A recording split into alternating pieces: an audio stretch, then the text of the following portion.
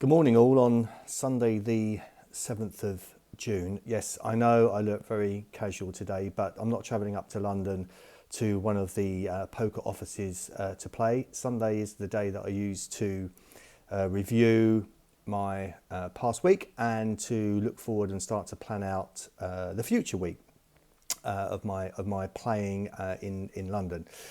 So there are two things I wanted to share today. One was to actually be very, very open about the results I've been having over the course of the last year and share that with you and make a little reflection live versus online.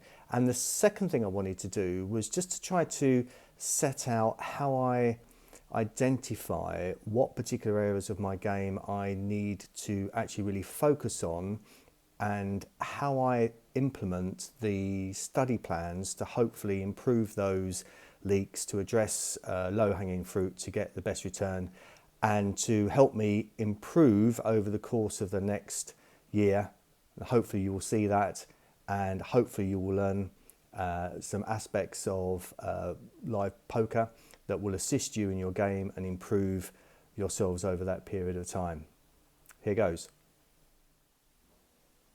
I use Poker Bankroll Tracker in order to summarise and keep a record of my results from day to day. And what I'm presenting on the screen here are basically my results from when I first really started to play live in early April 2025 to the current day. And fundamentally, I've been breaking even over that period of time. I did actually start at £500 for some reason. I put that into the tracker, but my results have been basically plus or minus £1,500 from that point. So fundamentally over that period of time, just over a year now, my results have been flat. Now I'm actually quite comfortable with that because during that period of time I've gone through a full sort of like live coaching program. I've gone through the two Hungry Horse poker programs, and my learning and the process have been using have been improving all the while. And this for me now is the point in time where, as I move into the next year, I am looking to hopefully see my results start to reflect my improving game. But time will tell. Over that whole year, I'm current day, I'm nearly £1,000 down. I had a swing last week of, what was it? I said about £600. Over that period of time, I've had 176 sessions. Now, I only actually started recording the hours from about October in 2025. So I've estimated that I've played somewhere in the order of about 650 hours, roughly 4 hours per session, which equates to somewhere in the order of about 20,000 hands, give or take a few thousand over that period of time. One of the aspects of that which is really important to build into your sort of understanding of your results is the impact that rake has. Now, Andreas Wagner, who had coached me in May last year and acts as a bit of a mentor to me, has done quite a bit of work on this, and he sort of estimated that somewhere around about £10 to £12 an hour of rake goes on 1-2 games, something like that. So if you actually equate that to the 650 odd hours I've actually played, that is somewhere in the order then of about £6,500 of rake that I've actually paid to the casinos that I've been playing in. So my results are in essence net of rake. So actually my return here is probably somewhere around about 4 big blinds an hour if you don't take rake into consideration, but obviously it's part of the game. So, but it's an important thing to factor in to looking at results. And when you compare this to my online results over the same period of time, I use Poker Tracker 4 for that purpose. Basically, the number of hands I've played, and I don't play a huge amount online, I generally multi-table only up to about 4 hands. I'm normally playing 25, 50, 100 NL. And that here it's been about somewhere in the order of about 170,000 hands over that period of time, which is nearly 8 times as many that I've actually played live. And so the whole influence of variance over that period of time gets much more spread out over those online results than it does in my live results at the moment.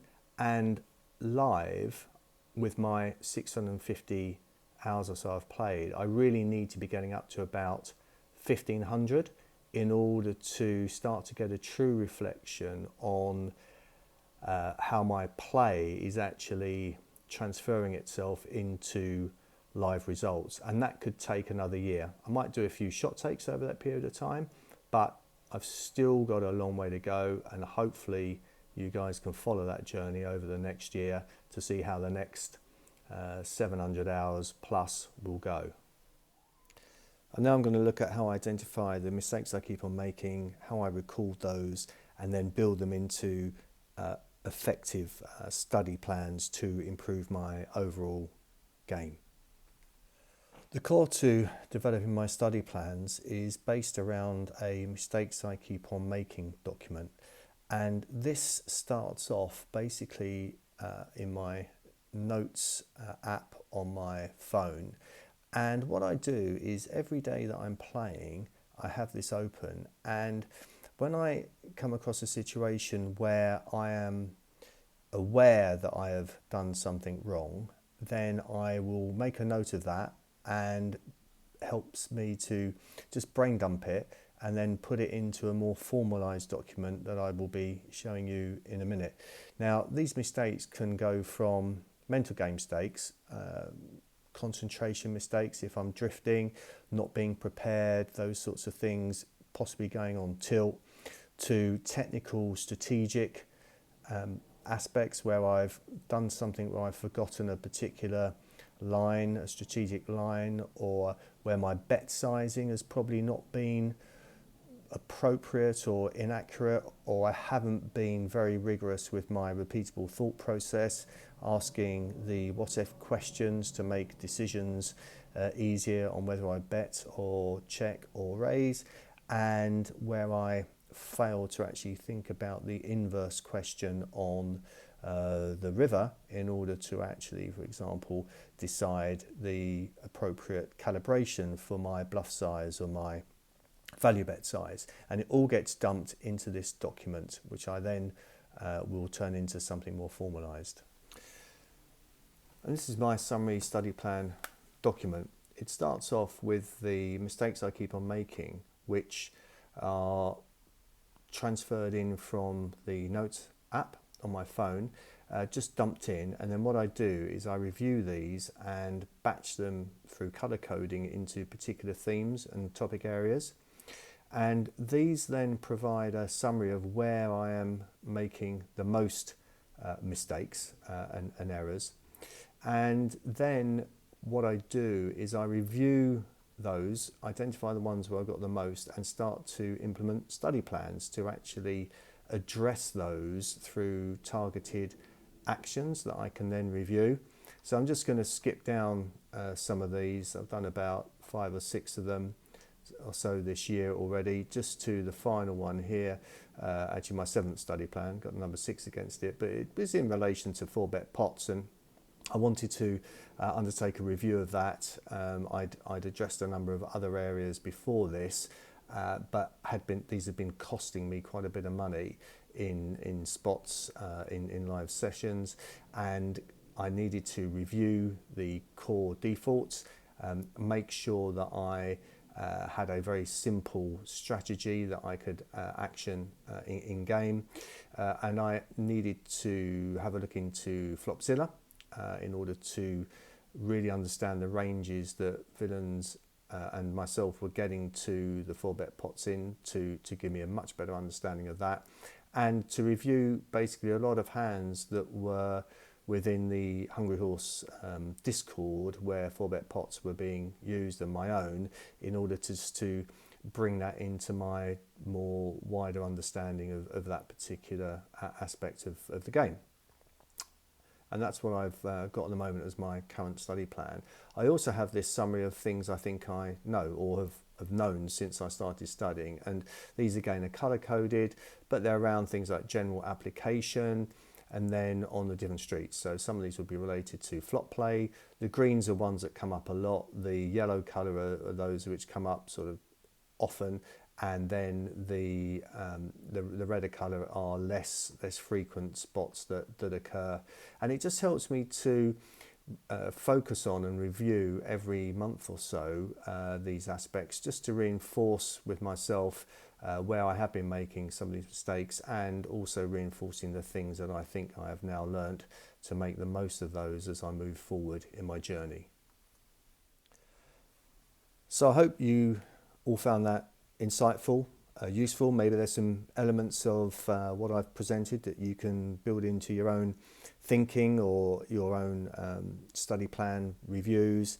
But for me, the whole process of being consistent and being accountable to myself for what I do off table to improve what I do on table is really, really important. And I see this as a really longer term journey, self-development, improvement in my game, in order to actually do as best as I can and to evolve this into an effective income stream for me as I move forwards over the next few years or so.